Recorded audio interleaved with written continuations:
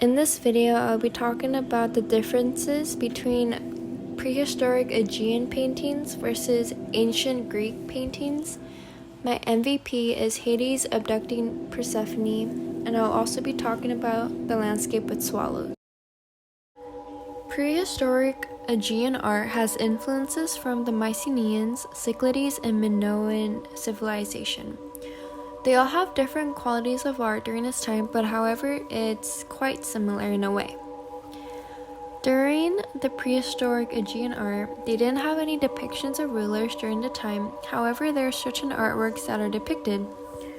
Women, non-elites, and elites, and palaces as popular ritual spaces were present.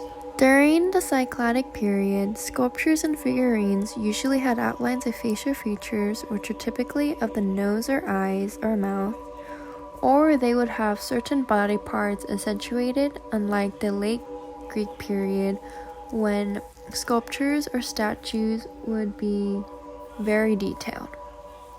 The structure in which the Cycladic artists represented were very simple. On the other hand, Minoan art was influenced by certain things like nature, sports, and luxuries, because they loved and enjoyed those things at a specific time. Their art pieces during the time would consist of fresco paintings, jewelry, specifically in gold, sculptures, pottery, and even ivory carvings. Minoan artists essentially focuses on their surroundings and the beauty of it and make art out of it. Now I'll be talking about a well-known painting done during the prehistoric Aegean period. Landscape of Swallows, also called the Spring Fresco, is a fresco painting done in 1650 through 1625 BCE. It was located at the Akrotiri, which is a village located on the island of Santorini, Greece. However, that village got destroyed because of an earthquake along with a volcanic eruption. Although there was damage done, the paintings got preserved because of the volcanic ashes. The painting show right now is a reconstructed piece located at the National Archaeological Museum in Athens. The landscape of swallows depicts how the Cycladic period viewed nature and how they worshipped it. The painting was said to be used for religious reasons, worshipping the spring goddess of nature. This fresco painting incorporates colorful rocks, lilies painted as if they're swaying, and the shallows. Shallows are birds and are located in the middle of the painting with their head and neck shaded in dark. The shallows have their wings spread, trying to fly, both curving their heads, symbolizing a balance within nature. As you can see, the painting that was done during the prehistoric Aegean art is very peaceful and has a lot of nature involved.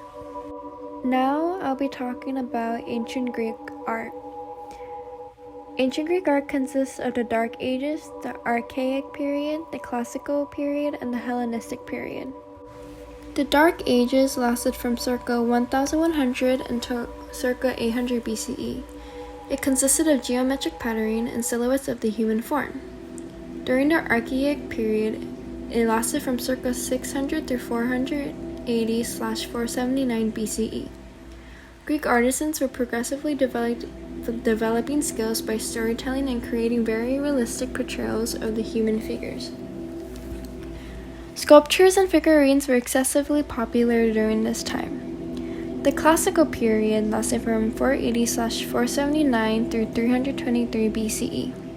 During this time, this period had popularity between 2 and 3-dimensional forms.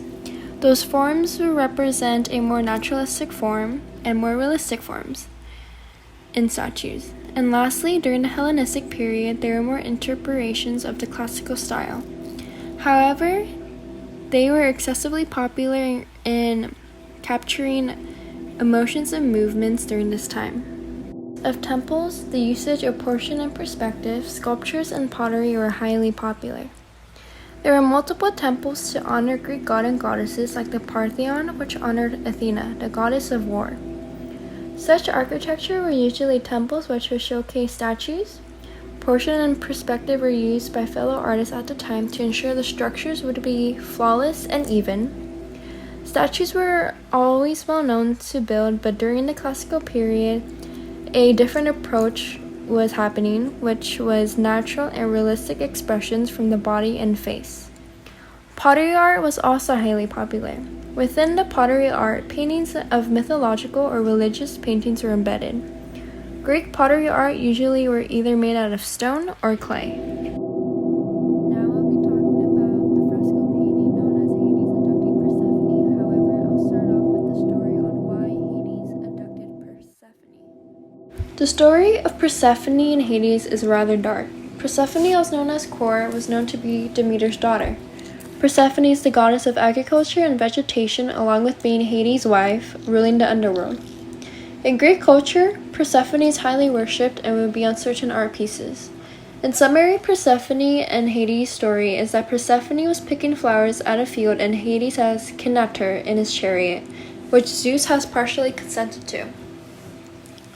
Demeter looked for Persephone for a long time and even had a temple created where she lived, creating a drought to convince the gods to let Persephone leave Hades. The drought that Demeter caused created chaos and took many people's lives, so Zeus had Hermes persuade Hades to let go of Persephone.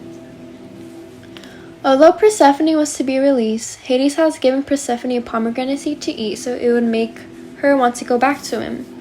Persephone was then released but would have to go back to Hades 1/3 of the year, and this is one of many versions of the story. Finally, I'll be talking about the artwork Hades abducting Persephone. This artwork is from the Virginia tombs in Macedonia and said to be created from the late classical and early Hellenistic period. This artwork was done in fresco and captured emotions perfectly. The artist is unknown, however, they made the mural painting realistic. The fear in Persephone's face is captured very well, along with the feeling of being rushed from Hades. As shown, Hades is in his chariot, fleeing after kidnapping Persephone. The huge difference between ancient Greek paintings and prehistoric Aegean painting is that there's more detail and more realness happening, whereas in prehistoric Aegean art, their paintings would be simple but detailed when it came to nature. Ancient Greek art paintings would focus more on the deities or even events, whereas Aegean art paintings would focus on daily life happenings. Ancient Greek art, or paintings in general, would involve a lot of emotions and expressions, whereas prehistoric Aegean art would be simple.